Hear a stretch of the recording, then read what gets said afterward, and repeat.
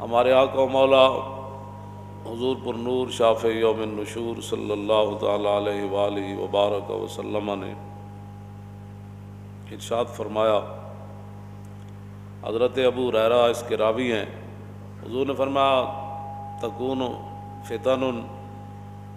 فتنے کا زمانہ آ جائے گا، القائد فیہا خیر من القائم، حضور نے فرمایا اس وقت جو بندہ بیٹھا ہوگا نا وہ کھڑے ہونے والے سے بہتر ہوگا،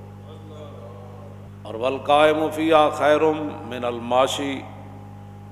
اور اس وقت جو آدمی کھڑا ہوگا وہ چلنے والے سے بہتر ہوگا، اور والماشی فیہا خیر من الساعی، حضور نے فرمایا اس وقت جو چل رہا ہوگا وہ بہتر ہوگا اس سے جو دوڑ رہا ہوگا۔ حضور نے فرمایا جو ان فتنوں کی طرف جھانکے گا نا وہ فتنے اسے پکڑ لیں گے،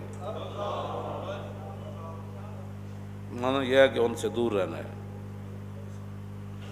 اور آگے میرے آقا و مولا صلی اللہ علیہ وسلم نے فرمایا فمن وجد ملجا او معاذا فلیعوذ بہ، جب یہ حالات بن جائیں گے تو حضور نے فرمایا جس کو جہاں بھی کوئی پناہ ملے نا، کوئی ٹھکانہ ملے، کوئی امن کی جگہ ملے، تو حضور نے فرمایا پھر وہ اس جگہ پناہ لے لے۔ یہ تو متفقن علیہ حدیث ہے، امام بخاری نے بھی اس کو نقل کیا، امام مسلم نے بھی، وفی روایت مسلم، امام مسلم کی روایت میں اضافہ ہے کہ حضور نے فرمایا کہ النائم فیہا خیر من الیقظان، حضور نے فرمایا اس وقت آدمی جو سویا ہوا ہوگا نا وہ جاگنے والے سے بہتر ہوگا۔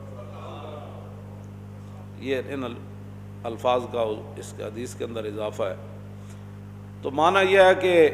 فتنہ فتنہ ہی ہوتا ہے، وہ جس انداز میں بھی ہو۔ آدم علیہ السلام کے زمانہ اقدس سے لے کر قیامت تک یہ جو ابھی 1 بجنے والا ہے سامنے والی گھڑی میں 1 منٹ اس میں رہتا ہے، یہ دوبارہ قیامت تک یہ وقت لوٹ کر واپس نہیں آئے گا۔ تو معنی یہ ہے کہ آج کوئی نئے فتنے تو ہوئے نہیں، نئی بیماریاں تو ہوئی نہیں، لیکن حضور نے فرمایا نا کہ اس طرح فتنے یکدم بندہ مفتون نہیں ہوتا، فتنوں میں مبتلا۔ تورد الفتن علی القلوب کالحصیر عودا عودا، حضور نے فرمایا جس طرح یہ چٹائی بنی جاتی ہے نا ایک ایک تنکا لگا کر چٹائی، حضور نے فرمایا ایسے فتنے دلوں پر پیش کیے جائیں گے، ایسے فتنے پیش کیے جائیں گے۔ اور میرے آقا نے فرمایا کہ جو ان فتنوں کو قبول کرے گا تو نکتت فیہ نکتۃ سودا، پھر جیسے جیسے وہ فتنوں کو قبول کرے گا اس کے دلوں پر سیاہ نقطے پڑنا شروع ہو جائے گا، اور اگر وہ دل انکار کر دے، حضور نے فرمایا انکار کر دے کہ مجھے سے کیا غرض ہے، اور جی فلاں آیا کر رہے ہو، فلاں آیا کر رہے ہو، تو انہوں نہیں پتہ زمانہ کدھر چلا گیا، انہوں نے کہا جاؤ ہے زمانہ جدھر بھی جاوے تو بخدا خدا کا یہی ہے۔ حضور نے میرے آقا نے فرما دی، بات ختم ہے۔ تو حضور نے یہ بات فرما دی۔ حضرت عمران بن حسین، صاد کے ساتھ یہ حسین ہے، سین کے ساتھ نہیں، یہ صحابی ہے، تو ان کے سامنے ذکر ہوا کہ حیا بڑی اچھی چیز ہے، تو ایک آدمی کہنے لگا کہ بعض حیات بزدلی کی وجہ سے ہوتے ہیں، بندہ حیادار نہیں ہوتا، ڈرتا ہے۔ تو آپ جلال میں آ گئے، فرمایا جب رسول اللہ نے فرما دیا الحیاء خیر کلہ، حضور نے فرمایا حیا جس صورت میں بھی ہو وہ خیر ہی خیر ہے، تو یہ کیا بات کر رہا ہے، تو اپنی طرف سے یہ 2 باتیں کیوں کر رہا ہے کہ بھائی ایک حیا ایسے ہوتا ہے، بس حضور نے فرما دیا حیا بہتر ہی بہتر۔ تو پھر آدمی آہستہ آہستہ پھر جب ایسی باتیں سوچتا ہے، تو جو میں یہ بات ہمیشہ کرتا ہوں، میں نے تو نہیں پڑھا کہ صحابہ نے بیٹھ کر پھر حضور کے علم کو تولا ہو، ہاں جی، پھر حضور کے معراج شریف پر آنے جانے پر بیٹھ کر کتابیں لکھی ہوں، باتیں کی ہوں، پھر یہ کہا ہو کہ یہاں سے حضور سنتے ہیں تو یہاں نہیں سنتے۔ تو جب انہوں نے حد ہی کر دی تو اس کے بعد تو بعد میں پھر لوگ آ گئے، پھر لوگوں کو اپنے علم کا خمار چڑھا، کئیوں کو اپنے تقوی کے خمار چڑھے، کہ جب رسول اللہ کی اس زندگی مبارک جو ہے وہ ہمارے لیے نمونہ ہے، جس طرف سے بھی کوئی دیکھے گا نور ہی نور ہوگا۔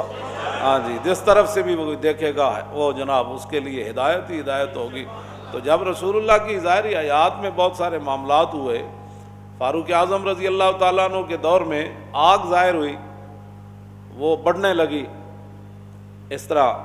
تو حضرت فاروق اعظم نے حضرت تمیم داری کو فرمایا جاؤ اس آگ کو روکو، تو کہا جی میں کیا کر سکتا ہوں؟ فرمایا تو ہی تو روک سکتا ہے اس کو۔ تو حضرت تمیم داری گئے، انہوں نے وہ سوٹا اٹھایا اور آگ کو ایسے آگے لگایا جیسے ریوڑ کو آگے لگایا جاتا ہے، اور آپ اس آگ کو ریوڑ کی طرح دھکیل کر لے گئے پیچھے۔ آپ کے ڈنڈے کو دیکھ کر آگ پیچھے مڑ گئی، تم آیا نہ ڈرتے ہو کیوں بد نصیبہ۔ تو آپ اس غار کو، اس آگ کو اکٹھا کر کے غار میں لے گئے اور غار کے اندر داخل کر کے باہر تشریف لائے۔ حضرت عمر فرماندے ہوندے سن، فرمایا جس نے تمیم داری نو ویکھیا اور جنہیں نہیں ویکھیا دونوں برابر نہیں ہو سکتے۔ تو یہ فتنے اور فساد ہر دور میں رہے ہیں، لیکن اس دور میں چونکہ میڈیا اور یہ ایسی ایسی چیزیں لوگوں کے سامنے گھڑتا ہے، لوگوں کا اللہ رسول پر پتہ نہیں یقین کیوں اٹھ گیا ہے۔ میں تو حیران ہوتا ہوں کہ میڈیا نے کہہ دیا تو بس جی سارے اندر وڑ گئے تھے، سارے منہ تے چھکے چاڑ لائے تھے۔ جناب وہ رب کی قدرتیں کدھر گئیں؟ رسول اللہ نے جو فرمایا وہ کدھر گیا، اور حضور کا وہ دین کدھر گیا، وہ قرآن کدھر گیا، وہ شفا کدھر گئی، وہ رحمت کدھر گئی، وہ حضور کی مبارک دعائیں کدھر گئیں؟ ہاں جی، کہ تم اگر کسی مصیبت زدہ کو دیکھ کر یہ دعا پڑھ لو گے تو تمہیں وہ مصیبت نہیں لگے گی، وہ بیماری نہیں لگے گی۔